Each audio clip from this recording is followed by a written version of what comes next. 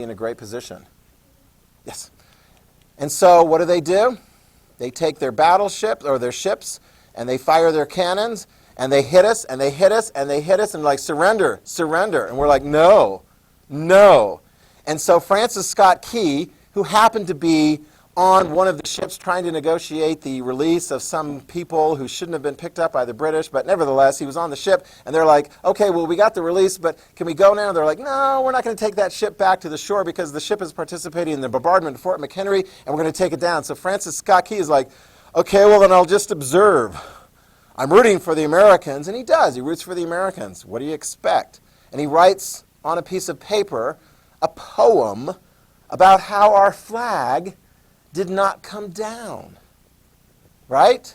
By the dawn's, say, can you see, he said the next morning, by the dawn's early light, what so proudly we hailed at twilight's last gleaming. Last night we saw the flag up there late at night, whose broad stripes and bright stars through the perilous light, or the ramparts we watched were so gallantly streaming, and the rockets, red glare, and the bombs bursting in air, gave proof through the night, that our flag was still there. Next morning, say, does that star-spangled banner yet wave o'er the land of the free and the home of the brave? Did it wave the next day? Yeah. Did the British conquer Fort McHenry? No, they didn't. They ultimately made an agreement with the United States of America, the Treaty of Ghent, in which they reached on, love that, Christmas Day, 1814. The war is officially over. Woohoo! What did the British give up? Nothing. What did the Americans give up? Nothing. Did the British continue to impress sailors? No, they didn't need to. They'd beaten the French. They didn't need to. So we're like, I guess we won. Or I guess the war is over. Although the message had not gotten to General Andrew Jackson, who was leading a force in the Battle of New Orleans, and we won that battle. January 8th, 1815. Take a look there. Andrew Jackson is going to be a hero of that U.S. victory, even though technically it occurred after the war. It's a good way to end the war, even though it happened after the war was over. And it's going to help propel him to the presidency, of the United States for 2 terms. All right? I'm going to play this part for you. The story of the Star-Spangled Banner. Let's do that one. Okay, this is what I want you to watch. I'm going to have it clipped. It's about 45 minutes, the Canadian version of what took place in the War of 1812. But here, we're going to have, and actually next time, I think we're in good shape. Would you guys like this? We're going to have a musical comparison where the Star-Spangled Banner is going to be performed in voice by Whitney Houston as compared to on guitar by Jimi Hendrix. And you can decide which version you prefer. But here we go. Here's the story of the Star-Spangled Banner.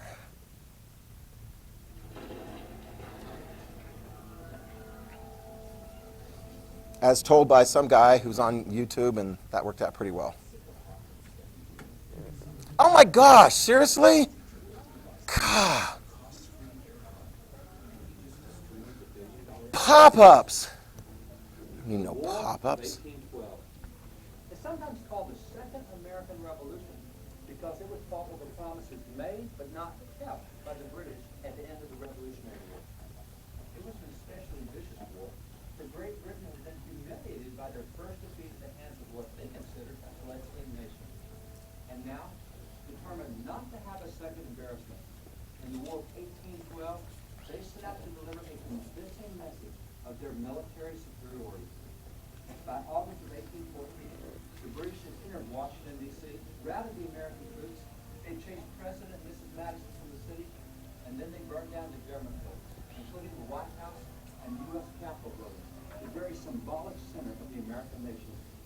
The British then headed for Baltimore, at that time the nation's 3rd largest population center, to attack Fort McHenry, which was located on a peninsula guarding the city. That fort had been named for James McHenry, a military officer under Generals Washington and Lafayette during the Revolution. McHenry later became a signer of the U.S. Constitution and then the Secretary of War for Presidents George Washington and John Adams.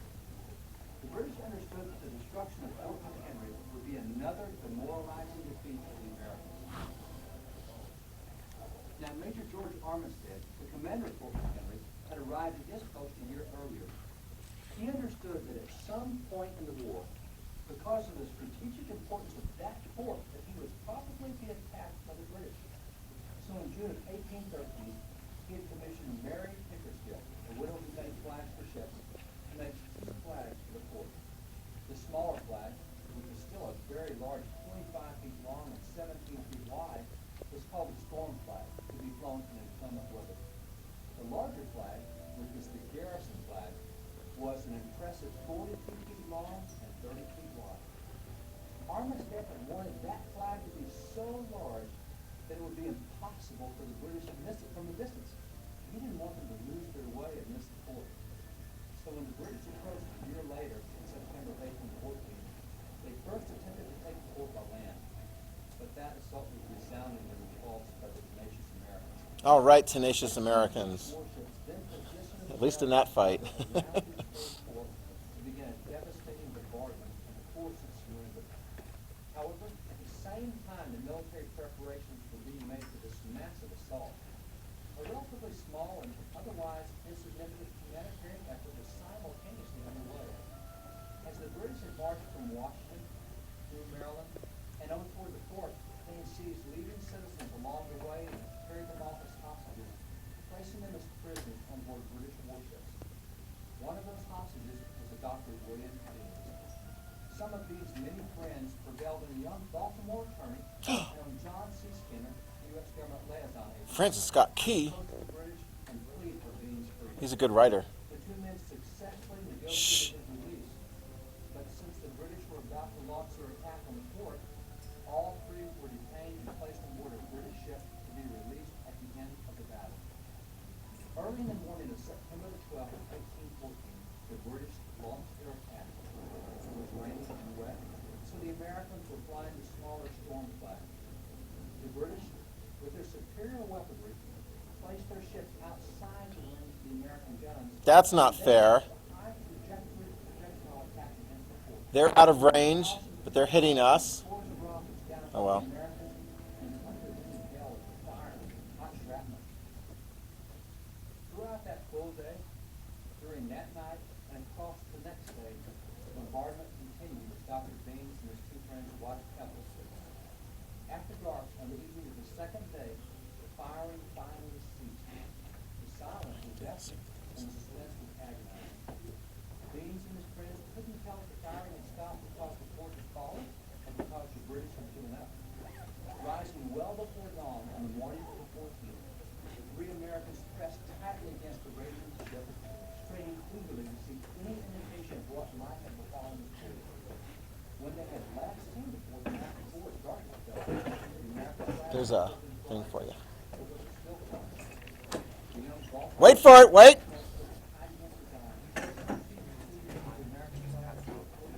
Oh, yeah, if you can find them. You don't know them? What are their names? If we call your name, just raise your hand. Okay, so Hannah. Hannah. And you can share that with your teacher. Who else? Don't leave yet. Sophia. Reese. General Brock.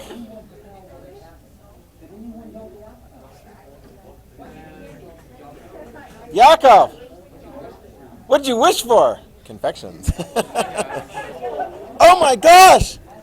Actually, I don't like Sour Patch, but everyone else's best friend. Okay, we're gonna get to the Star Spangled Banner next time. Woohoo! And we won. We did it. Okay, after you wipe down, you guys can take off. Au revoir. Thank you.